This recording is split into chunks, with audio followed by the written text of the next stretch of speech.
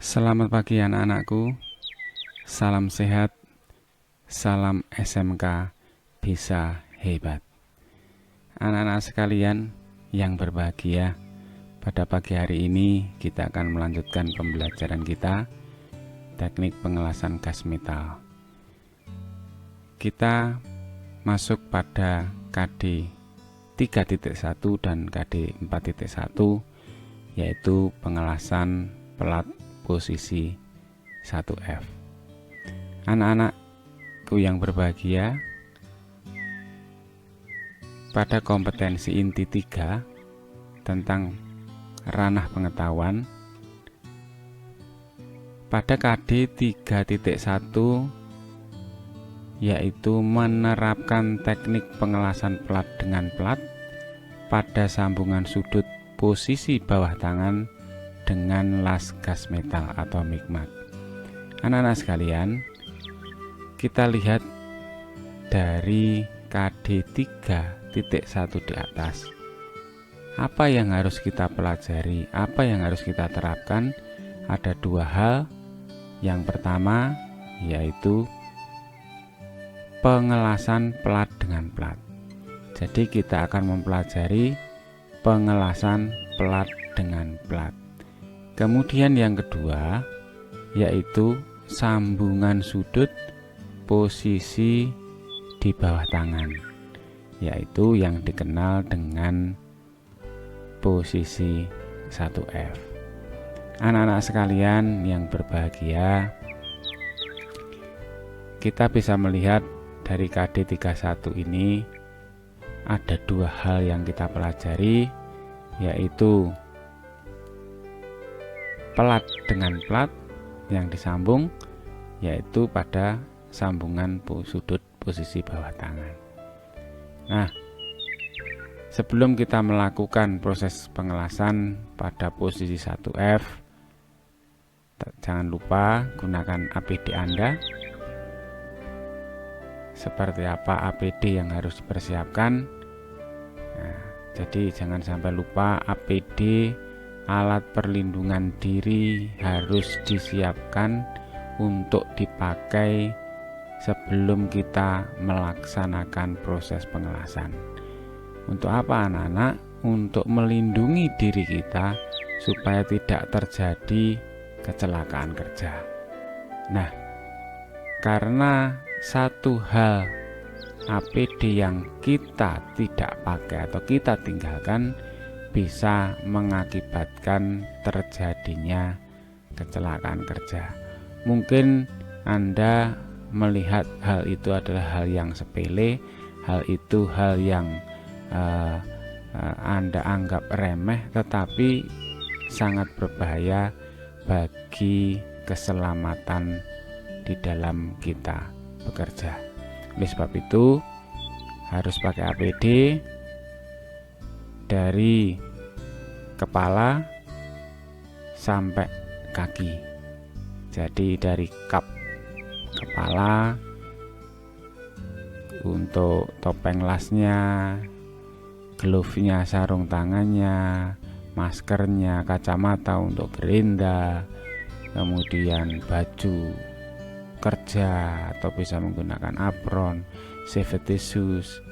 Maka semua itu harus dipakai supaya tidak terjadi kecelakaan kerja. Nah, dari dua hal, yaitu posisi pengelasan. Jadi dua hal yang kita pelajari tadi, bahwa pengelasan pelat dengan pelat, kemudian yang kedua adalah posisi pengelasan 1F. Nah, anak-anak sekalian, sebelum kita akan menuju melaksanakan proses pengelasan, maka kita akan melihat posisi pengelasan terlebih dahulu atau namanya welding position. Nah, kalau kita bisa merefresh kembali, melihat kembali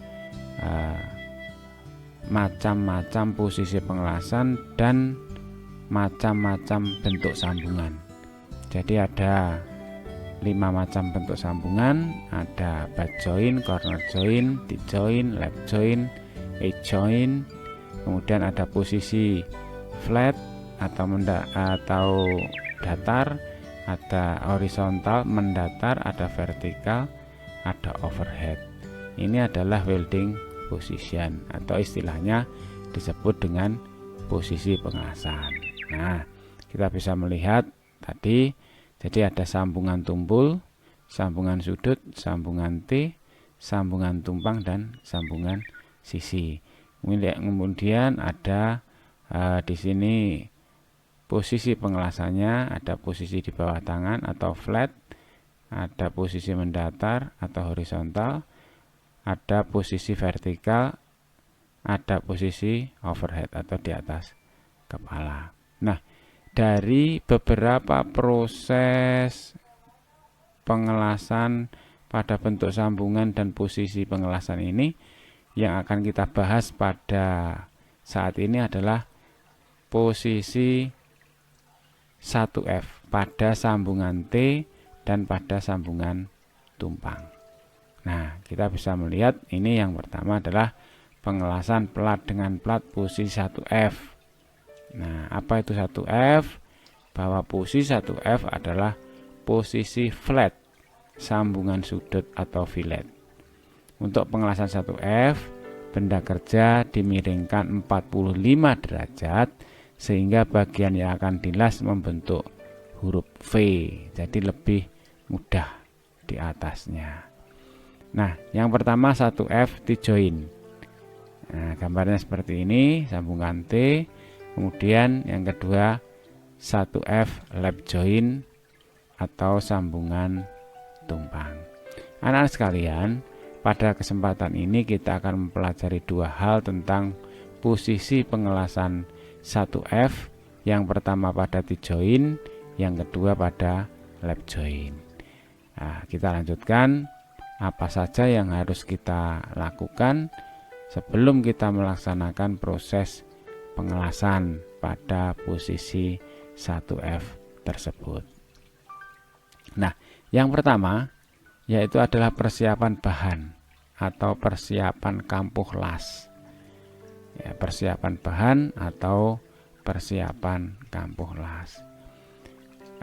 Pada pembuatan kampuh las itu dapat dilakukan dengan beberapa cara atau beberapa metode tergantung bentuk sambungan dan kampuh las yang akan dikerjakan. Jadi apakah itu nanti kampuh V, apakah kampuh X atau kampuh K, itu pembuatan kampuh dapat dilakukan dengan beberapa cara. Metode yang biasa dilakukan dalam membuat kampuh las khususnya untuk sambungan tumpul itu dilakukan dengan mesin atau alat pemotong gas, blender potong. Bisa menggunakan pemotong strike line cutting mesin atau pemotong flame cutting yang disebut dengan flame cutting, dipakai pada plat, terutama untuk membuat kampuh-kampuh yang seperti V, X, kemudian ada K. Nah, itu bisa menggunakan strike line cutting mesin atau yang dinamakan dengan flame cutting. Nah, anak-anak sekalian, untuk membuat kampuh kalau pada pipa itu biasanya menggunakan mesin pemotong gas dengan dilengkapi dengan circular cutting mesin atau bisa menggunakan mesin bubut, itu akan lebih baik. Nah, untuk membuat kampuh V itu langkah-langkahnya adalah antara lain yang pertama, kita memotong plat dengan sudut bevel antara 30 sampai 35 derajat. Ingat, memotong sisi plat sudut bevelnya antara 30 sampai 35 derajat. Ini yang dinamakan dengan sudut bevel. Sudut bevel itu adalah sudut pemotongan satu sisi pada plat yang akan disambung. Ini contohnya. Jadi contohnya ini kampuh V. Dalam kampuh V ini pemotongannya kita memotong antara 30 sampai 35 derajat. Kampuh X juga demikian, 30 sampai 35 derajat. Nah, ini untuk pemotongan bevelnya. Kemudian langkah yang kedua, setelah dipotong dengan sudut 30-35, maka kita bisa membuat root face-nya. Memotong runcing ini sebesar 1-3 mm, bisa kita menggunakan gerinda atau kikir rata, sehingga setelah dilakukan proses root face akan menjadi gambarnya seperti ini. Jadi root face-nya, runcingnya tadi diratakan 1-3 mili. Jadi kisaran 1-3 mili. Ini sama juga kisarannya 1-3 mm. Nah, namun untuk keperluan sambungan sudut atau fillet yang tidak memerlukan kampuh las, dapat digunakan mesin potong plat atau guillotine berkemampuan besar, sehingga biasanya itu menggunakan hidrolik sharing mesin. Ini juga bisa menggunakan strike line cutting atau pemotong blender yang lurus semi otomatis. Itu bisa menghasilkan pemotongan yang bagus. Nah, sekarang yang sedang berkembang bukan hanya flame cutting, tetapi sudah pada plasma cutting, bahkan pada industri-industri besar pemotongan sudah menggunakan laser cutting. Nah, adapun pada sambungan tumpul perlu persiapan yang lebih teliti karena tiap kampuh las mempunyai ketentuan-ketentuan tersendiri. Kecuali kampuh I. Kalau kampuh I itu tinggal memotong, kemudian disandingkan dari dua potongan itu dengan jarak atau yang namanya gap, kemudian bisa dilakukan proses pengelasan. Nah, langkah yang berikutnya setelah kita memotong bahannya dengan sudut 30-35 derajat, kemudian dilakukan root face, maka berikutnya yang kita lakukan adalah catat. Tetapi kalau pada pengelasan 1F ini karena tidak menggunakan kampuh, hanya potong lurus, maka kita tidak perlu membuat sudut-sudut tertentu atau sudut bevel untuk melakukan proses persiapan pengelasan. Jadi kita hanya memotong plat begitu saja dari dua yang akan kita tag weld. Nah, fungsinya tag weld itu untuk apa? Tag weld itu fungsinya untuk mencegah terjadinya perubahan bentuk dan ukuran yang telah ditetapkan karena adanya panas. Tag weld atau las catat, jadi kita ikat dulu supaya tidak terjadi perubahan bentuk atau yang dinamakan dengan distorsi. Itu fungsi dari tag weld. Nah, sekarang kita akan lihat tag weld pada sambungan posisi 1F. Yang pertama, langkah yang pertama yang harus kita lakukan adalah setelah kita memotong bahan yang akan dilakukan untuk proses pengelasan, harus bersih dari minyak atau bersih dari karat, supaya saat dilakukan pengelasan tidak terjadi keropos atau terkontaminasi dengan udara luar. Nah, ini yang pertama langkahnya. Yang kedua, pada sambungan sudut cukup dilas catat pada kedua ujung sepanjang penampang sambungan, jadi tebal bahan tersebut. Jadi saat tag weldnya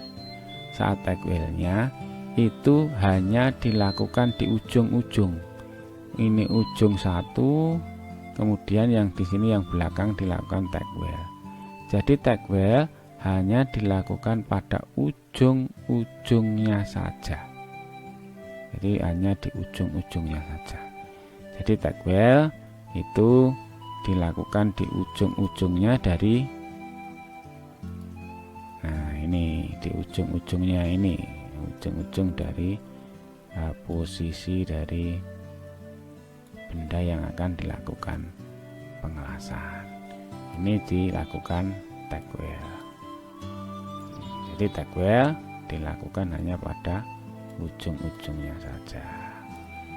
Nah, berikutnya setelah dilakukan tag weld ujung-ujung pada kedua sisi, maka konstruksi sambungan tersebut harus 90 derajat terhadap bidang datarnya.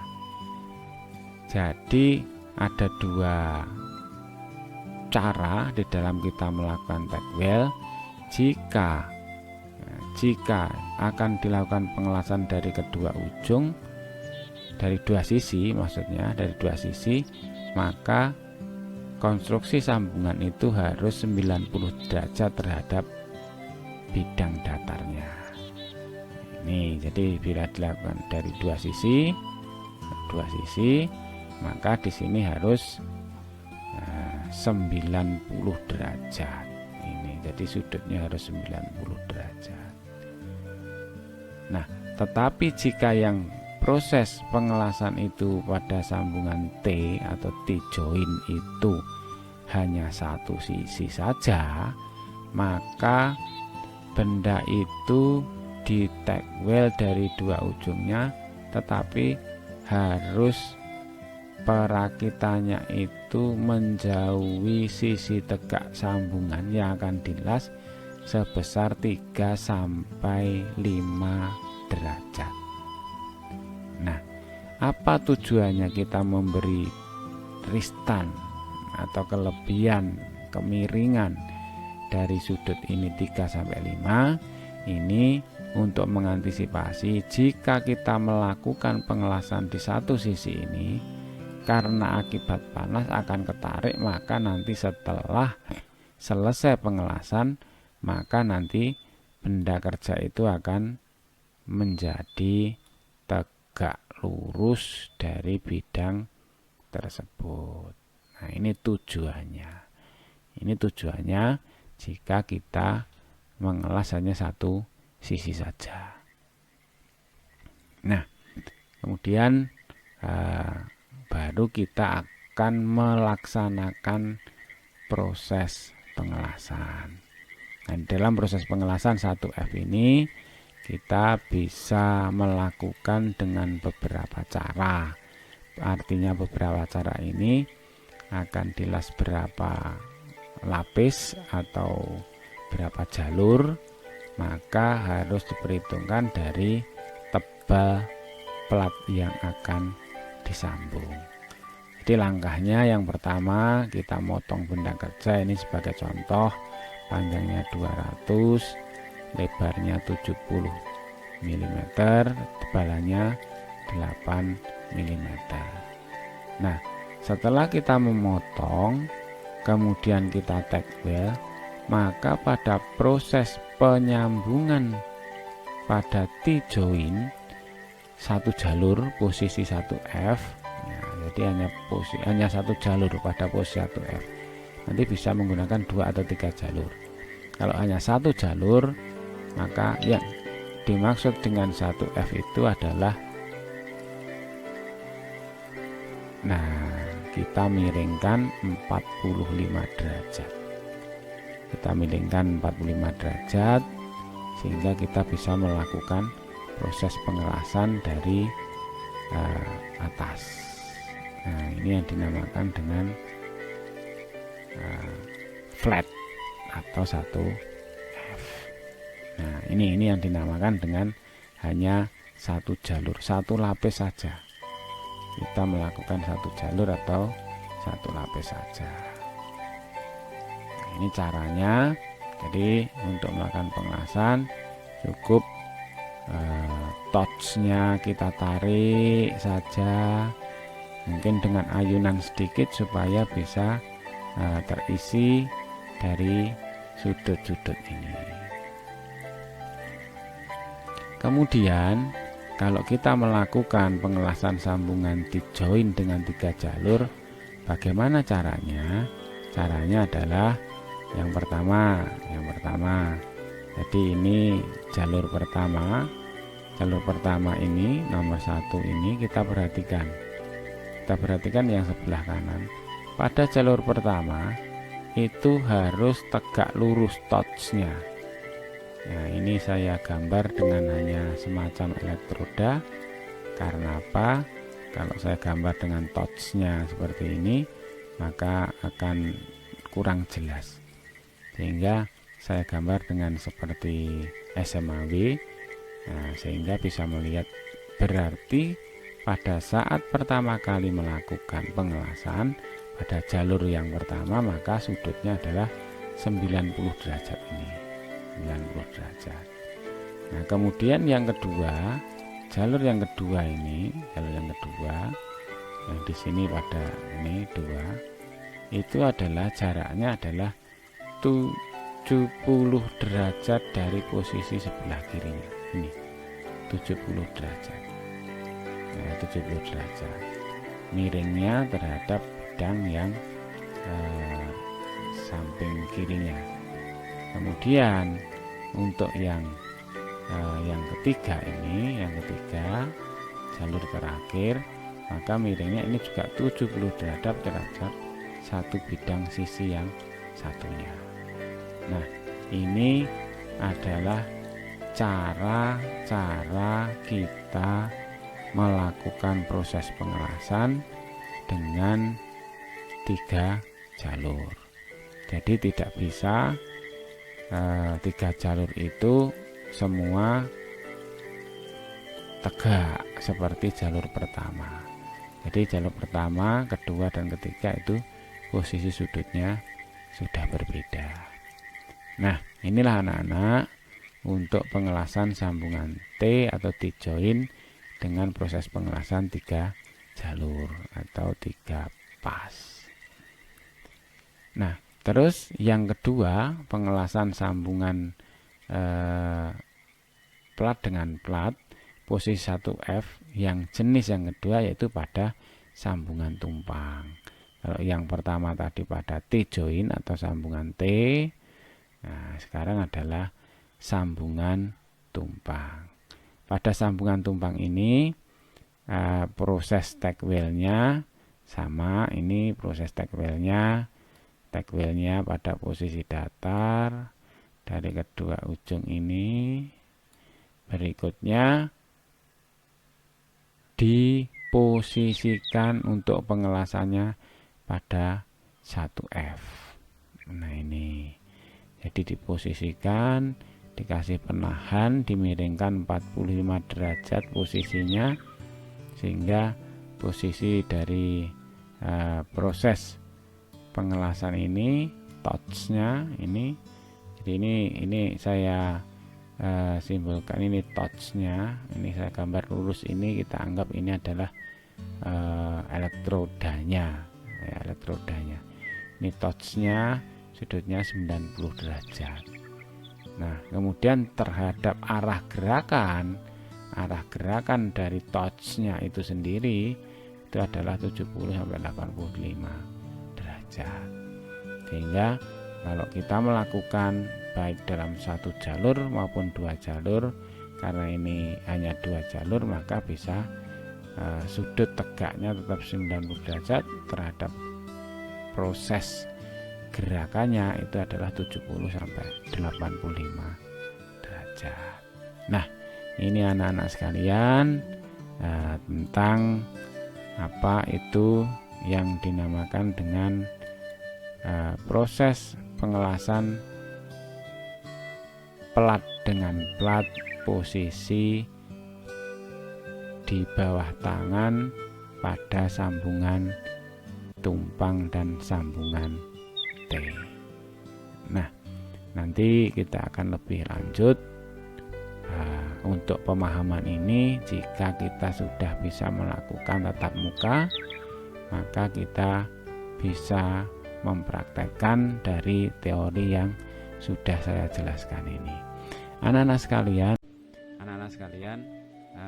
pada KD 4.1 ini kita akan pelajari bagaimana kita melakukan proses pengelasan pada sambungan plat posisi 1F. Jadi pada KD 4.1 ini kita akan belajar tentang keterampilan atau tentang skill kita di dalam melakukan pengelasan plat dengan plat pada posisi 1F. Nah, sebelum kita akan melakukan proses pengelasan, jangan lupa gunakan APD Anda supaya kita terhindar dari kecelakaan kerja.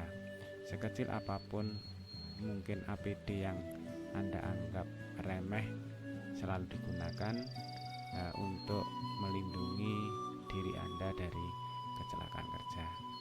Itu yang kita harapkan, bahwa setiap melaksanakan kegiatan pada pengelasan jangan sampai kita terjadi kecelakaan kerja.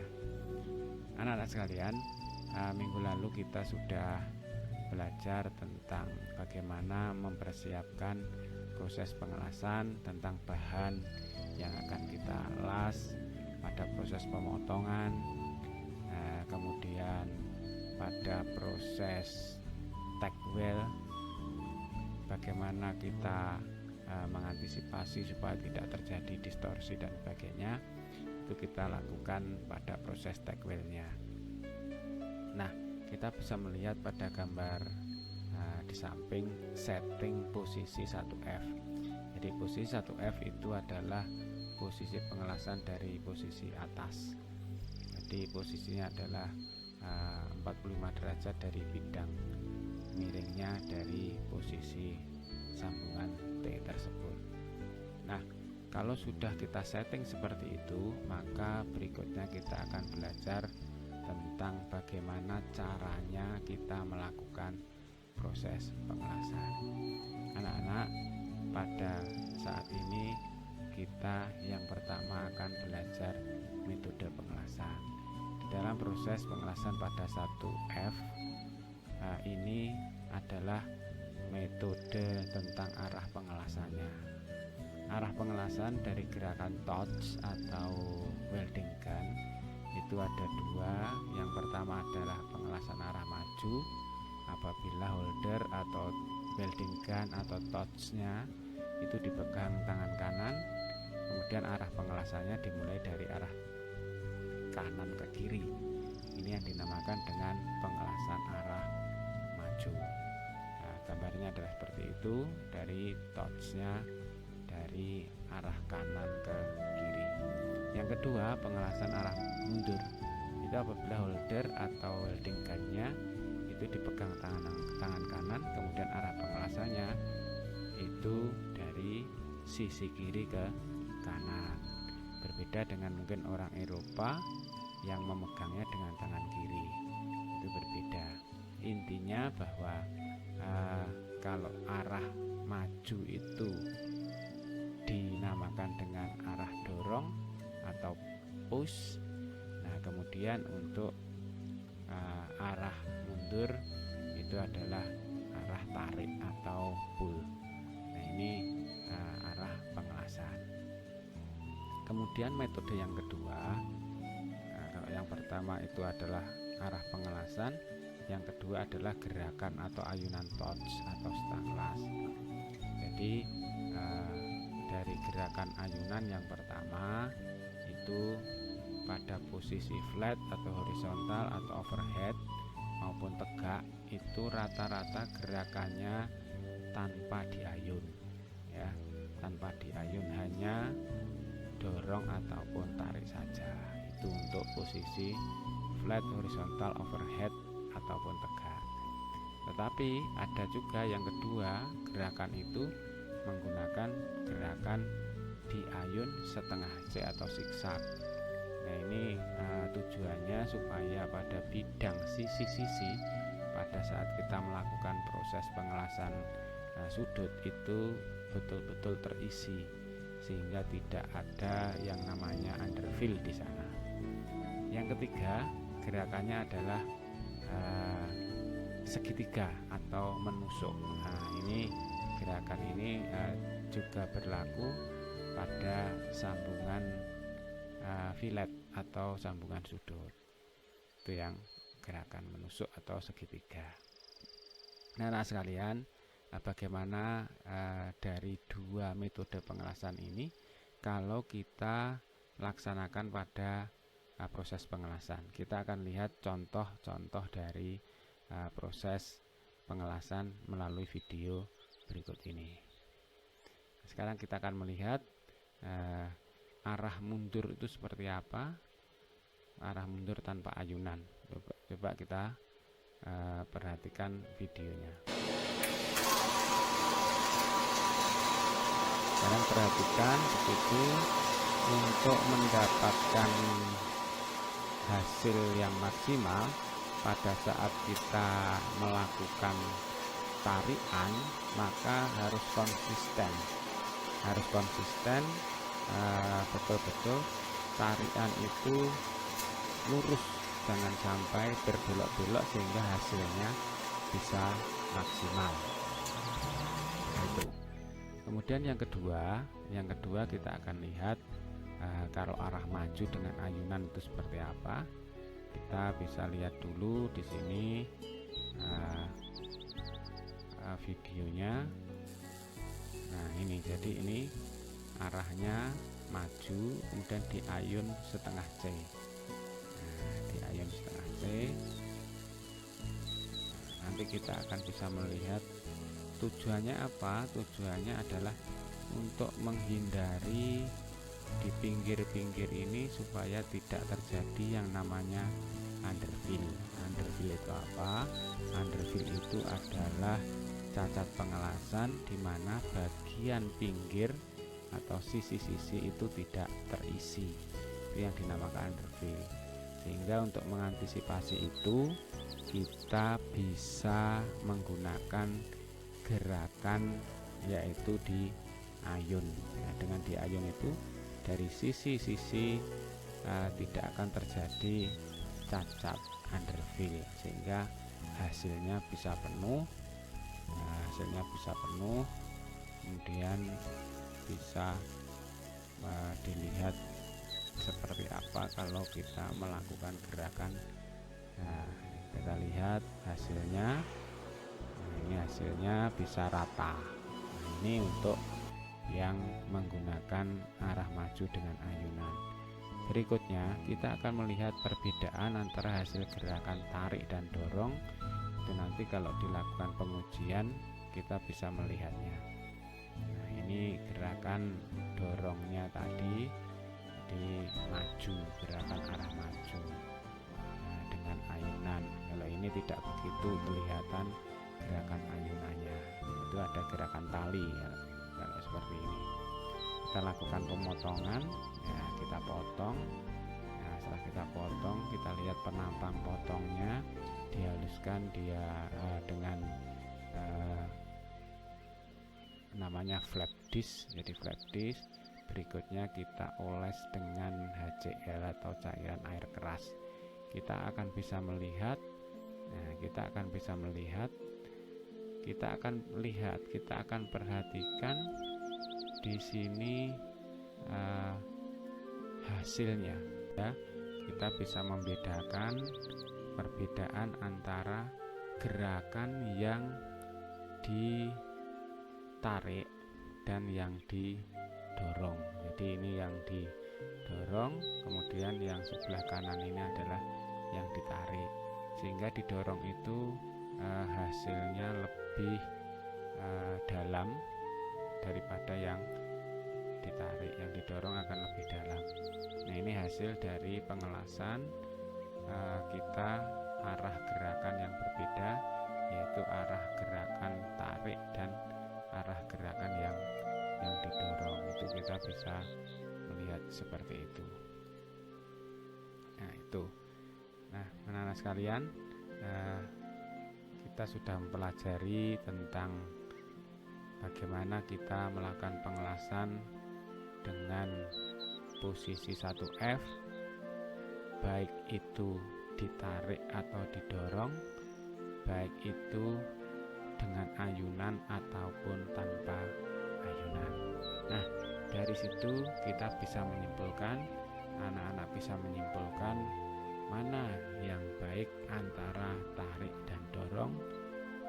Dari situ nanti bisa dibuat reviewnya, dibuat rangkumannya untuk bisa kita analisis bersama-sama. Terima kasih. Ini pembelajaran untuk KD 3.1 dan KD 4.1, yaitu menerapkan dan melakukan pengelasan di bawah tangan posisi 1F dengan menggunakan las gas metal.